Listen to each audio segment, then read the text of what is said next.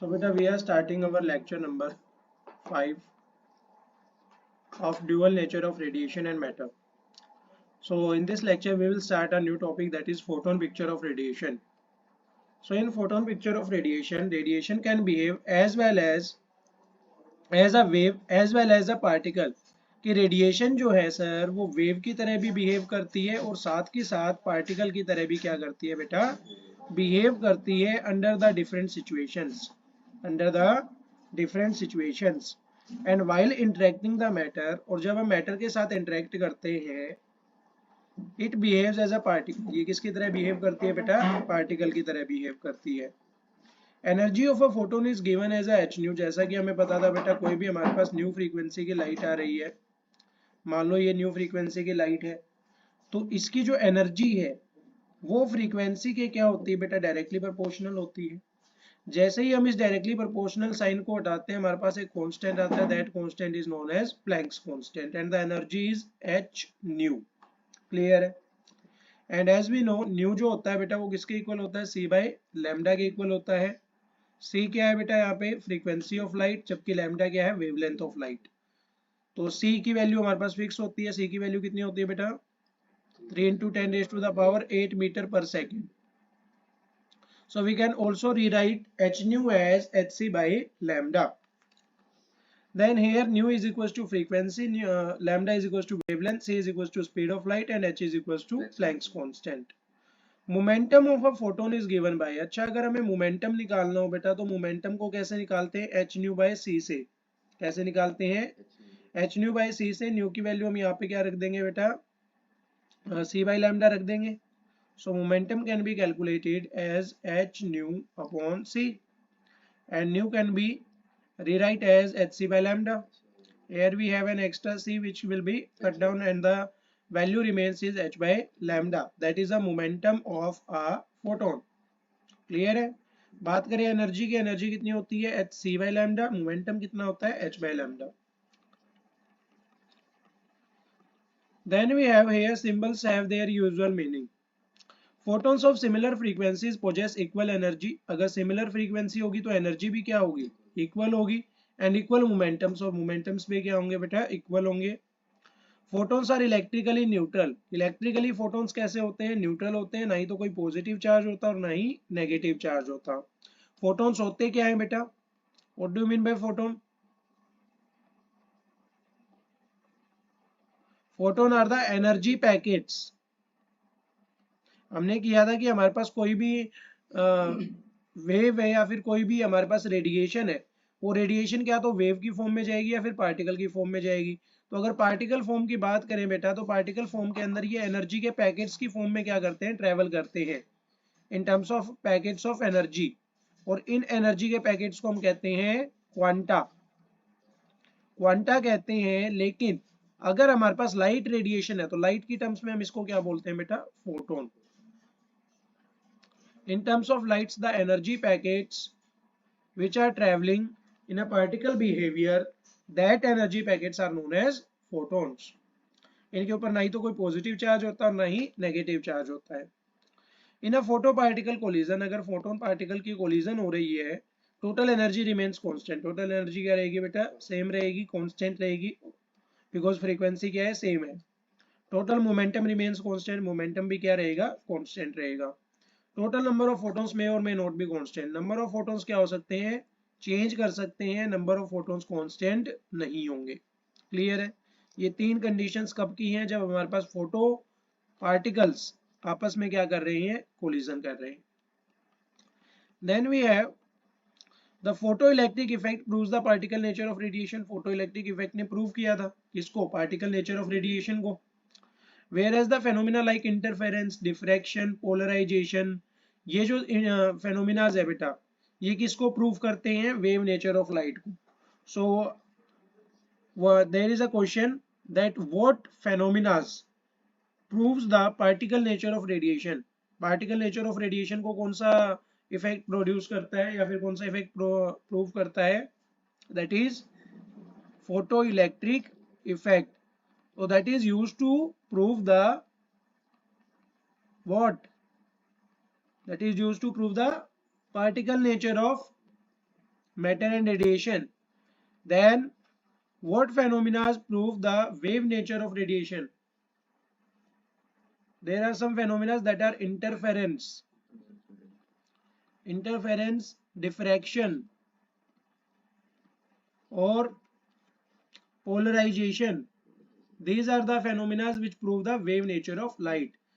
These are the topics which we will also consider in our next chapter, that is wave optics. Hence we can say that radiation displays both. यहाँ से हमें पता चलता है कि जो radiation है वो दोनों को क्या करती है बेटा, डिस्प्ले करती है, चाहे वेव नेचर हो या फिर पार्टिकल नेचर हो. Meaning a radiation possesses wave particle dualism. इसका मतलब क्या है हमें कि हमारे पास कोई भी रेडिएशन है तो वो पोजेस करती है किसको, वेव पार्टिकल ड्यूअलिज्म को. ड्यूअलिज्म का मतलब पार्टिकल नेचर भी बिहेव करता है as well as wave nature भी बिहेव करता है. क्लियर है. Then we have wave nature of matter. Matter का वेव नेचर जिसे हम क्या बोलते हैं, डी ब्रोगलीज हाइपोथेसिस भी बोलते हैं. तो de Broglie propose that if the radiation could possess dual nature, अगर रेडिएशन क्या पोजेस कर सकती है, डुअल नेचर पोजेस कर सकती है, तो मैटर भी क्या कर सकता है, डुअल नेचर पोजेस कर सकता है. A particle of mass m, कोई भी पार्टिकल है जिसका मास कितना है, m है, और वेलोसिटी कितनी है, v है, could behave like a wave.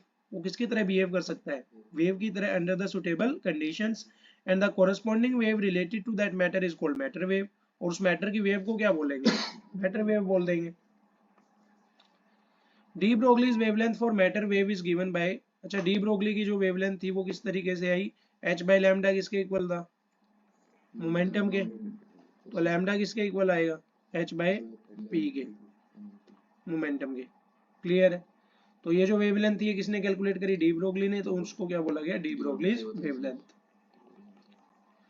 Then we have case 1 for macroscopic object, बड़े बड़े ऑब्जेक्ट्स के लिए. जैसे आपको यहाँ पे एक लंबी चौड़ी कार दिख रही होगी, तो this is a macroscopic object. तो मैक्रोस्कोपिक ऑब्जेक्ट के लिए हम किस तरीके से निकालेंगे, ये हमारे पास क्या है, एक मैटर है.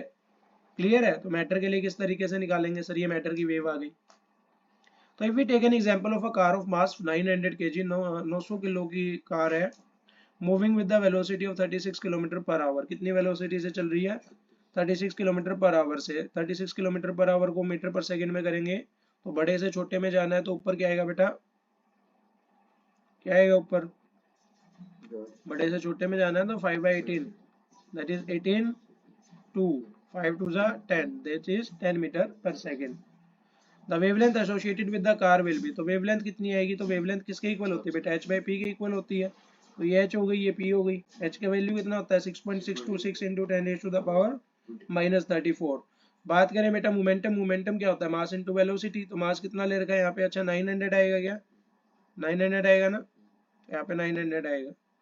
और वेलोसिटी कितनी है बेटा, 10 है, तो यहाँ पे वेलोसिटी कितनी आ गई, 10 आ गई. तो 900 इंटू 10, वैल्यू हमारे पास कितनी आएगी, इतनी. क्लियर है, in nanometre. So this is the wavelength. तो इस वेवलेंथ की वेव प्रोड्यूस करेगी ये कार. समझ आया नहीं आया, फॉर दैट माइक्रोस्कोपिक ऑब्जेक्ट. इस वेवलेंथ की ये वाली रेडिएशन क्या हो रही है, वेव की फॉर्म में ट्रेवल कर रही है कार के द्वारा. तो इसको डिवाइड कर लेंगे हम, 9 इंटू 10⁻⁴ समथिंग कितना आएगा, 10⁻³ आएगा. 10⁻³ ऊपर जाएगा, तो ऊपर जाएगा तो माइनस का हो जाएगा. क्लियर है. तो माइनस का हो गया है ऊपर जाके, तो ये हमारे पास कितना बनेगा, अप्रोक्सीमेटली 10⁻⁻37 बन जाएगा. और यहाँ पे हमारे पास 9 से ये क्या होगा, कैंसिल होगा. तो ये वाला जो आंसर है ये क्या है, रॉन्ग है. क्लियर है. ये आपको ध्यान रखना है, ये अपनी तरफ से करना है. After that we can observe that the wavelength associated with the car. हम ये भी देख सकते हैं कि जो वेवलेंथ कार के साथ एसोसिएटेड है इज इनसिग्निफिकेंट. वो कितनी है बेटा, insignificant and can't be detected experimentally. Experimentally हम उसको डिटेक्ट नहीं कर सकते हैं. क्लियर है. And for the macroscopic objects, और इसीलिए जो मैक्रोस्कोपिक ऑब्जेक्ट्स होते हैं उनका मास जो है वो बहुत ज्यादा होता है, that the matter wave associated with them becomes insignificant. और उनकी जो मैटर वेव होती है वो क्या हो जाती है, इनसिग्निफिकेंट हो जाती है, या फिर क्या हो जाती है, निग्लिजिबल हो जाती है. Then we have case 2 that is for microscopic object, छोटे ऑब्जेक्ट्स के लिए. तो वी टेक एन इलेक्ट्रॉन, अगर हम इलेक्ट्रॉन की बात करें, मास कितना होता है, 9.1 into 10⁻⁻31 kg, moving with the speed of light. किसके साथ मूव कर रहा है, लाइट की स्पीड के साथ. The wavelength associated with an electron will be, wavelength कितनी होगी बेटा, काइनेटिक एनर्जी कितनी, वेवलेंथ कितनी होगी, h बाई पी. तो h की वैल्यू कितनी होती है 6.6 इंटू 10⁻⁻34 और नीचे हमारे पास क्या आएगा बेटा मास इंटू वेलोसिटी तो 9.1 इंटू 10⁻⁻31 इंटू वेलोसिटी कितनी है 3 इंटू 10⁻8। क्लियर है। इसको सोल्व करेंगे तो हमारे पास क्या होगी एक अप्रोक्सीमेट वैल्यू आएगी। ध्यान से देखो यहाँ पे -31 है, यहाँ पे +8 है, 31 में से 8 गए 23, तो 23 बचा हमारे पास। 23 किसका आया माइनस का, ऊपर जाके किसका हो जाएगा प्लस का, +23 है, 34 में से 23 गए 11 बचा, तो 10⁻⁻ समथिंग कितना आया बेटा -11। अगर मैं इसमें से नैनोमीटर निकाल दूंगा तो मेरे पास 10⁻⁻2 बच जाएगा। तो अप्रोक्सीमेटली क्या है ये एक वैल्यू है जो रेडिएशंस में आती है, जबकि 10⁻21 ये हमारे पास क्या है बेटा अप्रोक्सीमेटली निग्लिजिबल हो जाती है। तो मैक्रोस्कोपिक ऑब्जेक्ट्स के केस में क्या होता है मैटर वेव निग्लिजिबल प्रोड्यूस होती है या इनसिग्निफिकेंट होती है, जबकि in case of microscopic objects there as some intermediate value of the wavelength. तो काइनेटिक एनर्जी की बात करें तो काइनेटिक एनर्जी किसके इक्वल होती है हाफ mv², तो mv²/2m, या मैं इसको लिख सकता हूँ half mv² can also be rewrite as mv का स्क्वायर, एक m मास से एक्स्ट्रा मल्टीप्लाई किया है ना, तो एक मास क्या करना पड़ेगा डिवाइड भी करना पड़ेगा। क्लियर है। तो mv²/2m। अब mv² क्या होता है, mv क्या होता है मोमेंटम, मास इनटू वेलोसिटी, तो mv को मैं क्या लिख सकता हूँ p लिख सकता हूँ, तो p²/2m। ये किसका फॉर्मूला बेटा काइनेटिक एनर्जी का, this is the formula of kinetic energy. अब सर p²/2m आया है, तो अगर मैं इसकी वैल्यू निकालना चाहूँ तो 2m को उधर भेज दूँ तो क्या बन जाएगा 2mk is equal to p²। अगर p की वैल्यू निकालना चाहूँ तो p की वैल्यू कितनी आएगी बेटा √2mk। क्लियर है काइनेटिक एनर्जी। सो आप देख सकते हो यहाँ पे मोमेंटम की वैल्यू कितनी आ रही है √2mk। तो अब ke जो है काइनेटिक एनर्जी इसकी यूनिट क्या होती है इलेक्ट्रॉन वोल्ट, तो we can also rewrite kinetic energy as electron volt. Clear है। Charge on an electron multiply by the potential difference on which it is applied. Clear. Then we have wavelength. तो wavelength कितनी आएगी बेटा जैसा कि हम जानते हैं h/p, तो p की वैल्यू हमें दे रखी है, p की क्या लेंगे 2m ev लेंगे, तो हमारे पास h की वैल्यू कितनी होगी 6.6 इंटू 10⁻⁻34 2 है, मास कितना होगा 9.1 इंटू 10⁻⁻31 और इलेक्ट्रॉन पे चार्ज 1.6 इंटू 10⁻⁻19 और साथ में क्या आ रहा है वी आ रहा है। तो अगर हम इसको सोल्व करेंगे तो यहाँ पे हमारे पास 1.223 आएगा, नीचे क्या आएगा बेटा √v आएगा, तो √v आ गया हमारे पास। अब v की वैल्यू हम पुट करते चलते जाएंगे, इस 2 का मतलब है बेटा स्क्वायर रूट। क्लियर है। यहाँ पे अगर 3 लिखा होता तो क्या होता है क्यूब रूट, तो यहाँ पे square root of v in case of nanometre. तो v की वैल्यू पुट करेंगे और हमारे पास वैल्यूज क्या होती जाएंगी ऑब्टेन होती चली जाएंगी। Putting the value of v 50 volt, अगर v की वैल्यू 50 डालेंगे तो 50 का रूट हो जाएगा और उसको डिवाइड करेंगे तो कितना आएगा 0.173। हाँ दिस इज वोल्टेज। वोल्टेज है हमारे पास काइनेटिक एनर्जी, काइनेटिक एनर्जी का फॉर्मूला क्या होता है इलेक्ट्रॉन वोल्ट, इलेक्ट्रॉन वोल्ट ई के ऊपर चार्ज और साथ में क्या आ रही है वोल्टेज। अगर वोल्टेज 50 वोल्ट है तो हमारे पास वैल्यू कितनी आएगी 0.173। The wavelength associated with the electron, और जो वेवलेंथ एसोसिएट है किसके साथ इलेक्ट्रॉन के साथ, इज क्विट लार्ज, वो क्या है बहुत ज्यादा है, एंड इज एक्सपेरिमेंटली ऑब्जर्वेबल, और उसको हम एक्सपेरिमेंटली ऑब्जर्व कर सकते हैं। This is because of the mass of microscopic object, क्योंकि जो मास होता है माइक्रोस्कोपिक ऑब्जेक्ट का वो क्या होता है बहुत छोटा होता है। So wavelength becomes sufficiently large and hence observable, और इसीलिए उसकी जो वेवलेंथ आती है वो सफिशिएंटली लार्ज होती है और उसको हम ऑब्जर्व कर सकते हैं। मैक्रोस्कोपिक की क्यों नहीं कर सकते, क्योंकि उनका साइज क्या होता है बहुत ज्यादा होता है, जिसकी वजह से उनकी जो वेवलेंथ है वो क्या हो जाती है insignificant. After that Heisenberg's uncertainty principle, very very important.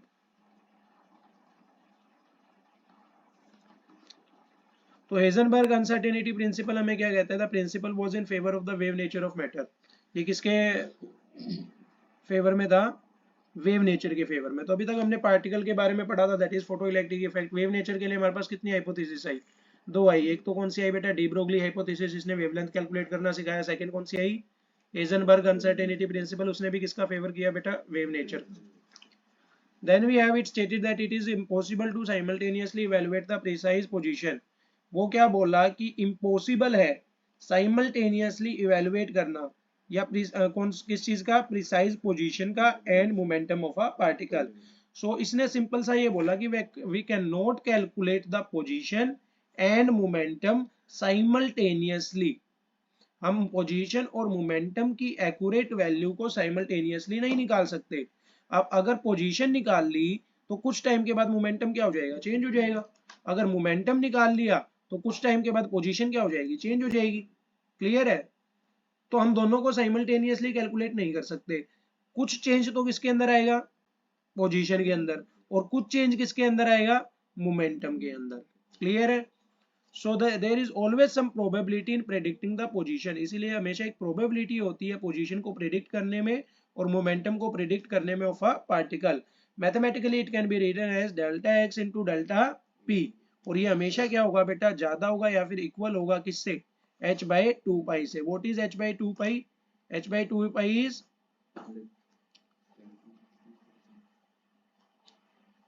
nh by two pi नहीं पढ़ा गया, integral multiple of h by two pi, that is angular momentum. क्या होता है, एंगुलर मोमेंटम होता है। तो एंगुलर मोमेंटम से क्या होगा बेटा, हमेशा क्या तो इक्वल होगा या फिर ज्यादा होगा। That is Heisenberg uncertainty principal. So what is Heisenberg uncertainty principal, we cannot calculate the position and momentum of a particle simultaneously, therefore that have some probability to predict the position and momentum, and mathematically that can be written as delta x into delta p is greater than equal to h by 2 pi. Is it clear or not? Then we have, considering the above equation, two cases are possible. दो cases possible हो सकते हैं। If the precise momentum of an electron is known, कि हमें momentum पता है, then its wavelength by de Broglie's hypothesis will be constant. तो उसकी जो wavelength होगी वो क्या होगी, constant होगी। That is lambda किसके इक्वल होगा, h by p के इक्वल होगा। It means that the wavelength has a fixed value. wavelength की वैल्यू क्या हो जाएगी, फिक्स हो जाएगी, क्योंकि हमें क्या पता है, momentum. And the wave is extended infinitely throughout the wave. और जो वेव है वो हमारे पास क्या होगी बेटा, इनफाइनाइट नेचर के अंदर वेव फॉर्म के अंदर ही क्या करेगी, ट्रेवल करेगी। Hence it is possible to find the position of the wave. तो अगर ये इन्फिनिटी तक ट्रेवल करती चली जा रही है तो हम इसकी पोजीशन कैसे बताएंगे। तो मोमेंटम पता चला तो क्या हम पोजीशन बता पाए, नहीं sir. Mathematically if p is equal to fix, p fix हो गया तो डेल्टा p क्या होगा, चेंज क्या होगा, जीरो होगा। अगर इसके अंदर जीरो चेंज आ रहा है तो x के अंदर कितना चेंज आएगा, इन्फिनाइट आएगा। क्लियर है? तो दिस इज एक्सटेंडेड वेव जिसकी पोजीशन क्या है, इन्फिनिटी है, और मोमेंटम क्या है, जीरो है। Then we have case number two. Case number two, if the wave is localised, localised है कि इस पॉइंट के ऊपर है, फाइनाइट पॉइंट्स है, फाइनाइट पॉइंट्स है, तो डेल्टा एक्स जो है वो हमारे पास क्या हो गई, फाइनाइट हो गई। Localised wave is shown below. ये हमारे पास लोकलाइज्ड वेव है बेटा, यहाँ पे यहाँ से लेके यहाँ तक हमारे पास क्या आ रही है, वेव आ रही है। उसके बाद क्या आ रही है, स्ट्रेट लाइन चली जा रही है। तो as we can see in the diagram the wavelength is not fixed, wavelength fix नहीं है। so the momentum is also not fixed, तो momentum भी fix नहीं होगा। डेल्टा p क्या होगा बेटा, not fixed, जबकि आपकी जो x है वो क्या है, फिक्स है। क्लियर है? तो अगर इसको फिक्स करेंगे तो ये नॉन फिक्स हो जाएगा, और अगर हम मोमेंटम को फिक्स करेंगे तो पोजीशन क्या हो जाएगी, इनफिनाइट हो जाएगी या फिर नॉन फिक्स हो जाएगी। तो we can not calculate the momentum and position of a wave simultaneously, therefore we always calculate the change in position multiply by change in momentum, product of position and momentum, hence the uncertainty in both momentum and position. Next we have Davison and Germer experiment, that is also important. So Davison and Germer experiment showed the wave nature of electron for the first time. First time wave nature को दिखाने वाले कौन थे, कौन थे बेटा, deviation and Germer experiment वाले। तो दे स्टडीड द डिफ्रैक्शन, उन्होंने किसको स्टडी किया, डिफ्रैक्शन को, डिफ्रैक्शन इफेक्ट्स को, किसके, इलेक्ट्रॉन के। कौन से में बेटा, क्रिस्टल डिफ्रैक्शन एक्सपेरिमेंट में। तो ये हमारे पास एक्सपेरिमेंट था, क्रिस्टल डिफ्रैक्शन एक्सपेरिमेंट, जिसके अंदर हमारे पास क्या क्या एक्सपेरिमेंटल सेटअप है बेटा, दो तो हमने क्या लगा रखी है, बैटरी लगा रखी है ऑफ अपोजिट पोलैरिटी। एक टर्मिनल हमने किससे कनेक्ट कर रखा है बेटा, इलेक्ट्रॉन बीम से, और एक हमारे पास क्या है यहाँ पे एलटी से कनेक्टेड है। तो ये क्या है, हमारे पास एक इलेक्ट्रॉन गन है जो क्या प्रोड्यूस करेगी, इलेक्ट्रॉन्स प्रोड्यूस करेगी। क्योंकि आप देख रहे होगे यहाँ पे पॉजिटिव चार्ज है, यहाँ पे नेगेटिव चार्ज है, there will be the momentum of electrons. So electrons क्या करेंगे, यहाँ से प्रोड्यूस होंगे, इलेक्ट्रॉन्स की बीम निकलेगी, यहाँ पे आएगी सर। उसके बाद फिर इलेक्ट्रॉन की बीम किसके ऊपर जाके टारगेट करेगी, निकल के ऊपर। निकल के ऊपर टारगेट करेगी तो यहाँ से क्या हो जाएगी, डिफ्लेक्ट हो जाएगी।